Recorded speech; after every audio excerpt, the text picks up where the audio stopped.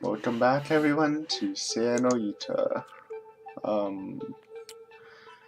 Last time Koji got some resolve and he kind of fooled Fuminori over the phone that he knows everything while he pretty much knows 50% of the truth. And now they have a problem and it seems like we're gonna be reaching a final confrontation soonish. Also ambient kissing or sucking noises. Alright. I stare at the silent phone for a while. There's anger, of course, but something cold and heavy holds my emotions in check. The sense of danger. To be honest, I'm surprised at how calmly I'm handling this. Oh, it's Yo. Master. It was something. Good to know. Yo looks up apprehensively from where she was attending to my manhood throughout the call. Perhaps mistaking my silence for annoyance, she desperately rubs her breasts against my shaft and attacks the head of my penis with her tongue. Oof. Dreams. The remaining fragrance of her memories seemed to have joined together as she regained some degree of speech. Well, at least she can speak better now. Upon realizing this last night, Saya immediately began to teach her language once more, finding it amusing to teach her pet new tricks.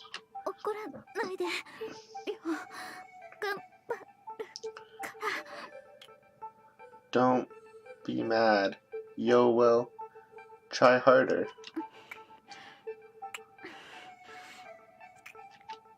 Still gazing up at me pleadingly, Yo sucks on my penis without even taking the time to breathe. Her ministrations threatened to fill my head with a white fog of pleasure that would impede my thoughts, and besides, my arousal has already vanished. At first, I considered making her stop. When I gazed into her puppy-dog eyes, however, I began to think differently.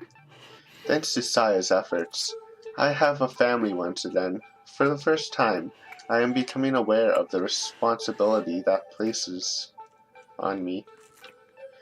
I am now the head of the new Sakisaka household, as well as its only male member. It is my duty to protect, to comfort, and to ensure the happiness of the women living under my roof. With that in mind, I know that I mustn't carelessly show any fear or confusion. Continue, Yo. Yes. I entrust my manhood to Yo's ripe breasts, basking in the pleasure with one part of my mind, while contemplating our current predicament with the other. It is clear that I made a grave, irredeemable error when I failed to finish Koji off 2 days ago. Right now, I need to set up my frustration and anger aside and deal with this problem logically. It's time to leave. I have no way of knowing when Koji escaped from the well, how much he has learned, or how many people he has had contact with since then. Now that it is impossible to know how far the problem has spread, simply disposing of Koji again won't guarantee our safety. Okay, so he's not... Well, he is kind of buying the buff, but he's also, not trusting that Koji hasn't spread the word, which is pretty smart. Right now, Koji is like poison in a reservoir. No matter what, it would never be possible to filter all of the poison out of the water. What should one do in this situation? The answer is obvious. Stop drinking the water. The only choice is to find a new place to drink and start a new life. Well, there's still 2 more cottages from the pictures. ねえ、Fuminori、誰と話してたの? Fuminori, who are you talking to? Saya returns from the kitchen where she'd gone in search for a midnight snack. She's munching on her favorite spare-herbs. Drink of water. Purging myself of unease and impatience, I respond with a casual shrug. ちょっと厄介なことになりそうだ。工事のやつが生きててさ。あらま。By breaking the news suddenly, and without any trace of anxiety, I am able to avoid frightening Saya or putting her on edge. Instead, she goes straight to being surprised. さや、僕たち、この家を引き払った方がいいかな。そうか。Saya lowers her eyes and strokes her chin thoughtfully. Despite the severity of the situation, of which Saya is no doubt fully aware, she has gone straight to the planning stage without wasting time getting upset. I knew that remaining calm would work. Moreover, I'm currently getting my penis sucked by Yo. It would be hard for anyone to get too serious under these circumstances. まあ、どっちみち鈴見さんの一家が消えたのがバレれば、この近辺も騒がしくなってただろうし、遅かれ早かれこういう日は来てたと思うよ。Saya nods. I can tell that she's reluctant to leave, but at least there's no sadness in her expression. Everything will be fine. In this way, I will continue to protect my life with Saya. I have that power. Knowing that we've overcome one problem gives me confidence. そんなことよりさや、もうそろそろ。ダメダメ。Saya hastily discards her spare ribs and pushes the still sucking Yo off me. もう、Fuminoriったら、Yoのおっぱいだと、さやの時より硬くなる？いや、それは。Despite her scolding tone, Saya gently and passionately wraps her mouth around my manhood. Let kiss huffle. With my orgasm already charged up by Yo, Saya's ravenous tongue and throat pushes me over the edge instantly. さや、もう。いいよ、カップル。Saya, come on, give me. Before Saya finishes, I thrust deep into her throat and unleash my lust as I stare into her eyes, wide with surprise. Wide with surprise. Oh, her eyes that are surprised. Even while moaning around my penis, Saya grabs me firmly by the waist and swallows all of my seed without choking. Classic picture. Wow, that was good. 欲張りだよな、さやは。You're so greedy, Saya, I say, smiling wryly, as I look at Yo, who's lying limply on the floor. 絶対に独り占めなんだな、それ。You always keep it all for yourself. 当然でしょ？他の女にあげたりしたら承知しないんだから。Of course, I won't forgive you if you give it to any other woman. After baring her teeth at me grumpily, she burrows her face into my stomach. 本当に嫌だよ。I'm serious, okay? It's adorable how Saya goes from angry to pleading like this. I find myself reaching down to muss up her hair. 大丈夫。安心していいよ。さ、じゃあ急いで支度しよう。Don't worry, I won't. Now then, we'd better get ready. Okay. We can travel light and borrow the Suzumi family car. I'd better withdraw everything that's left in my bank account and carry it as cash. I'll also need a weapon, something more reliable than a butcher's knife. Koji will most likely follow. He still thinks that Yo can be saved, after all. However, I'm not abandoning this house just to run away. Now that Koji knows our location, staying in one place will put us on the defensive. I'm not about to do something so foolish. I need to find a way to regain the initiative and deal with Koji at a place of my own choosing. The next time we meet, I'll kill him with my own hands. I'll make sure to wring every last drop of life out of his body. A shiver runs through me as I anticipate the battle ahead, and my bloodlust feels like orgasmic fire filling my loins.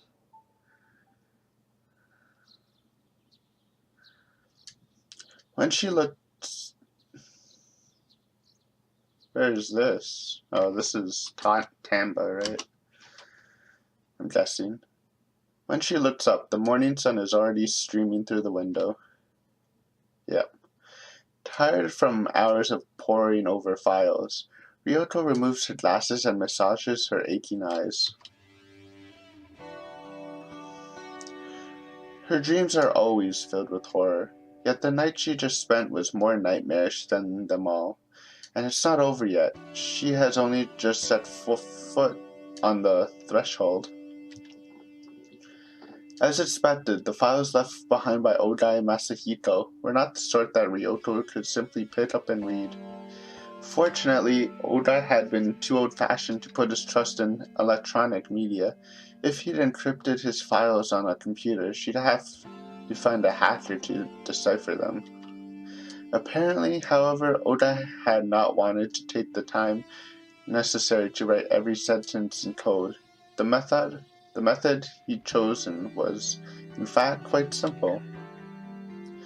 Of the vast number of files Ryoko found in his underground lab, the majority turned out to be notes, and these from Oudai's days as a student. The important papers were diaries and research notes that had been scattered throughout the piles and piles of worthless scrap. At first she was unable to understand the documents that she found. Each sheet was covered with text on one side and blank on the other. Each line was completely unrelated to the next, making it impossible to glean any meaning from the paper as a whole. The trick revealed itself, however, while she was sorting out the pages that made no sense. She found that each line continued on the same line of a different page. Yeah, that's a kind of a good trick. Unless you start organizing the papers, and you'll probably see it. In Oudai's diary, for example, the first day would begin at the first line, then continue not with the next line, but the first line on the next page. Similarly, the second day was the second line, and the third day was the third line, and so on, and so forth. After filling all these lines on one set of pages, Ougai had torn them out and hidden them by scattering among his other files. There is no regularity to how the pages were numbered, of course, so there's probably a random number list somewhere, but unable to find it, Ryoko had no choice but to figure out the page order manually. That would suck. Sure.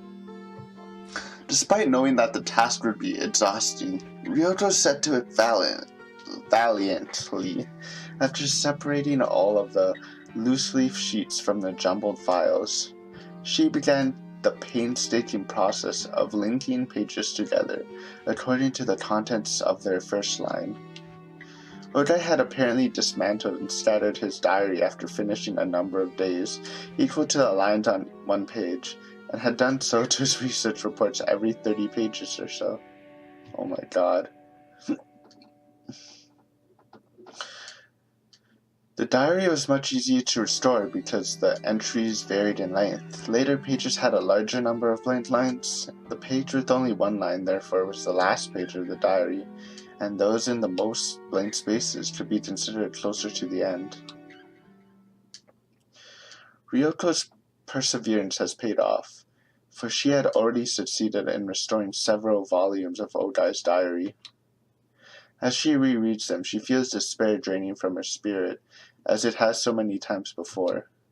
This cursed feeling of powerlessness that comes with knowing hidden truths Those who have tasted it once shall be beaten down by it again and again, till the day they die. All secrets are connected, after all. Once you have glimpsed the tiniest fraction of the world's true horrifying face, you have no choice but to watch in terror as the veil continues to roll back inch by inch. All that's left is to wait for the day when insanity will crush your reason under its ever-increasing weight.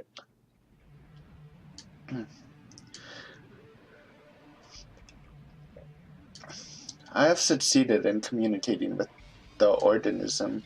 It shows enormous curiosity. This is obviously the writing. And its intelligence is beyond doubt. See separate files for confirmed voice patterns and body language. His appetite for knowledge is insatiable, and his learning efficiency is off the charts. However, he exhibits absolutely no desire to be recognized as an individual. His ego appears to be quite weak. His physique is clearly different from a human's. His ability to learn languages is astounding. No, perhaps I should say ability to develop communication. When I laughed at his mispronunciations, he immediately picked up the concept of puns. Ever since he has been employing his entire vocabulary in an attempt to find puns that will make me laugh. Perhaps in a few days' time, he will have learned enough language for us to communicate freely. We have begun to discuss various matters using human language. Although he continuously barrages me with questions, he is unable to answer any of mine. Judging by his response, it appears that he only gained awareness after materializing in this universe. He has no knowledge of where he came from. While I'm disappointed, the fact that he has reached this level of intelligence only 1 week after starting to think tells me that there's no end to what I can learn from him. Hypothesis: he is not a naturally occurring organism, but was created by an even more sophisticated sentient. I can see that. It's good we're getting Ougai's thoughts into this. Sentient life form. Like an artificial intelligence, perhaps? Okay, I just thought she was an alien from like a flesh beast like planet, but could be that too. Especially if it had no hunger for knowledge and ego. Okay, let's just read on. Talk about it later. If this is true, it would explain why he has no ego, yet possesses such a hunger for knowledge. He might be some sort of reconnaissance robot that was sent from another world. That is true. That could be something. Planning for an alien invasion. For the nth time since she started reading, Ryoko smiles humorously. How wonderful it would be if she were ignorant enough to laugh at the diary off as the delusions of a madman, the work of a science fiction writer. Unfortunately, however, she knows far too much. Train.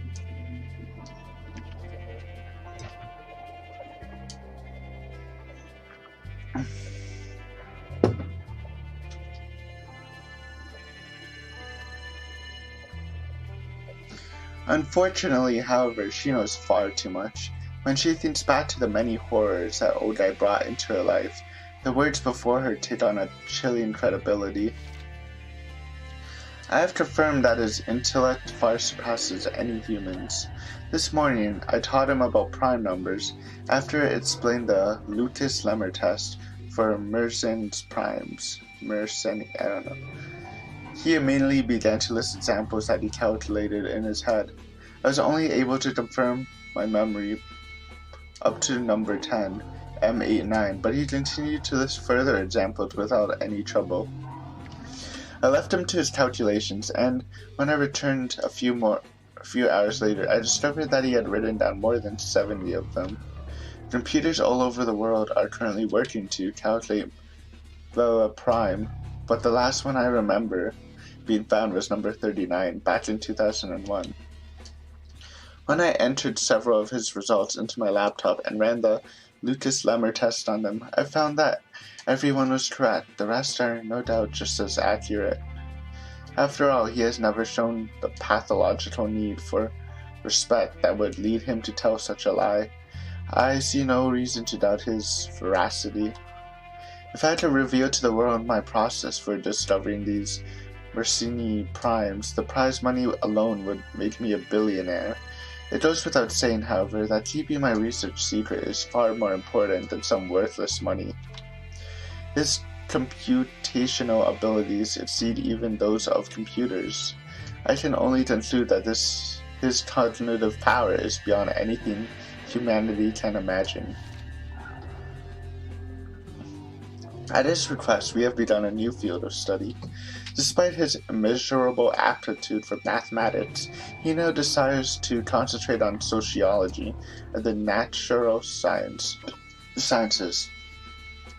Perhaps our math problems are simply too boring for him. He has shown especially keen interest in how organisms reproduce and multiply. As he possesses nothing that could be called emotion, I hesitate to use this description, but when he learned about DNA, he seemed somehow excited. In fact, even he seemed surprised by his reaction. Unable to understand his own impulse, he decided to label it instinct. If this description is in his own words, then this development is extremely interesting. It would mean that there is a deeper level to his psyche than just the knowledge he has acquired since coming to this world. If I can use this discovery to trace his roots, I might be able to learn what he truly is. Note: candidates for the plane and world of his originaire, discussed in regarding the silver key, filled separately. I spent the whole day carrying books into his room. Apparently he is no longer satisfied by the knowledge I am able to impart.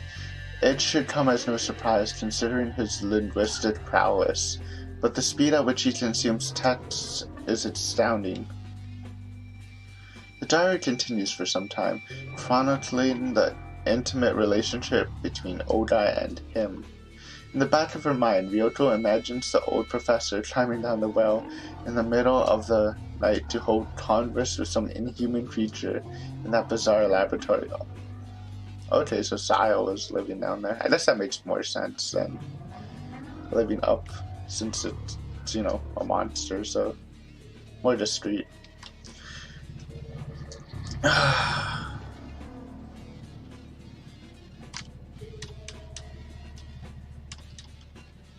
The image is disturbingly similar to the nightmares that have plagued Ryoko's dreams and shattered the silence of many nights with their screams. What follows, however, makes her worst nightmares pale in comparison. He has made a very strange request.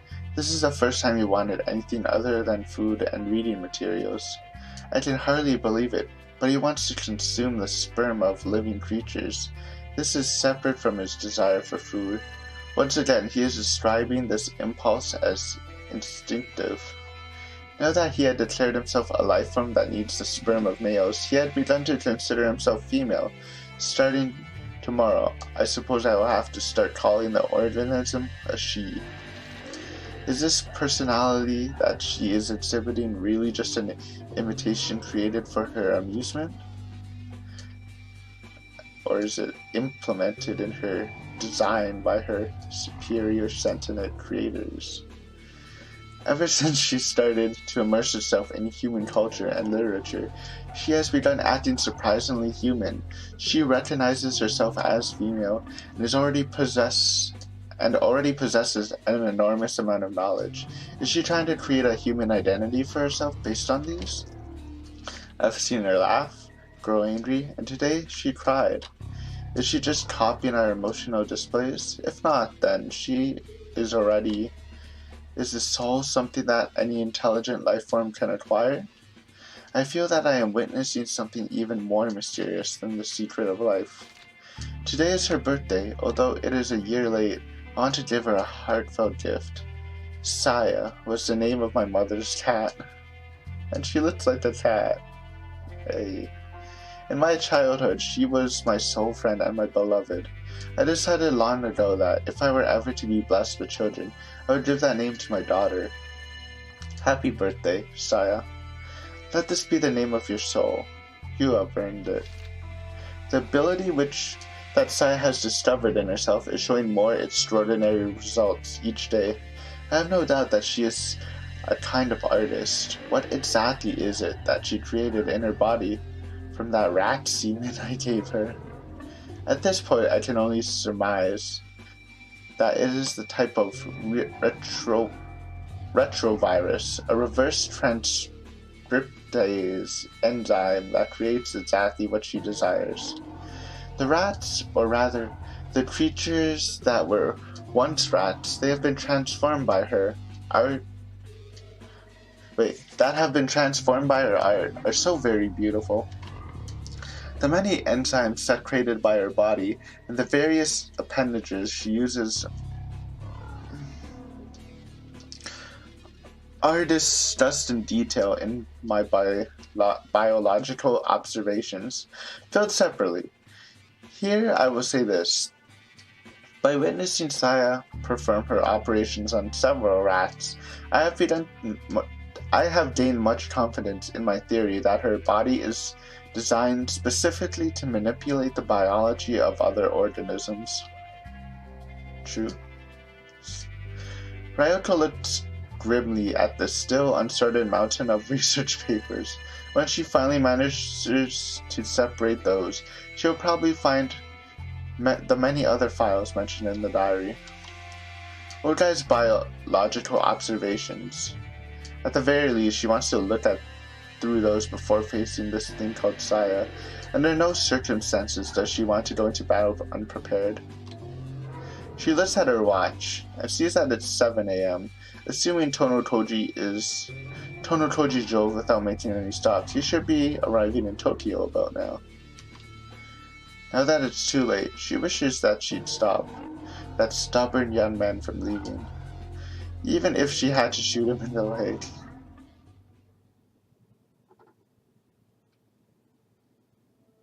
I think this is a good time to stop. Even though it's early again. I don't know, shorter chapters. I'm sure, like, once we get to the climax, it's gonna be an hour-long video anyways. So, yeah. That was interesting. I've always wanted to, hear Ougai's thoughts, and when you found out he was dead, it's like, oh well, but, yeah, so... Very interesting on Saya's origins, because it was completely, like... a new being just learning, just soaking up information. I don't want to say a baby, but like it was like a super baby that didn't even feel human, and gradually, like it was a super baby, but it's not like it had a desire like a baby has to be loved, right? And it just sucked up all the information and kind of probably created its personality off all the books that she read. And I'm not saying that Saya's like just faking her personality. Maybe she is, but that would be a stretch. Maybe she was at the beginning and she eventually made those feelings into reality. Because I don't have a doubt that she loves Fuminori. I'm fairly sure that their love is really strong, even on Saya's side. And she might be manipulating him to have a child, which is obvious, but still, yeah. No doubt in Saya's love for him. But yeah, that was super cool. How it just became human and just learned emotions and solved complicated equations that I don't even know what they are. I probably should look them up. I already forgot what they were though. Maybe I'll look them up on editing since I have to edit those set scenes. But yeah, this is... I don't know when we're gonna hit the climax. I'm guessing Fuminori's probably gonna leave his house by now. Messiah, maybe to... If I had to guess, maybe on one of those... Because he had 3 pictures of the cottages, right? Maybe he left to a different cottage. Which would be really good, because it's not like they would know where he went.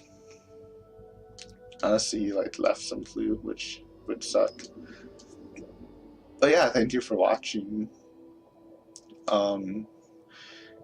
This is getting pretty tense, and it pains me to stop, but I don't like hour-long videos usually hurt my voice kind of. Well, I guess it's not too bad on Sayo, but for the other one where I have to read everything, it can get bad. But yeah, thank you for watching. It's getting good. It's getting exciting. Hopefully we'll see some more. Hopefully the next episode will be as good as this one. Okay, see you guys later. Bye.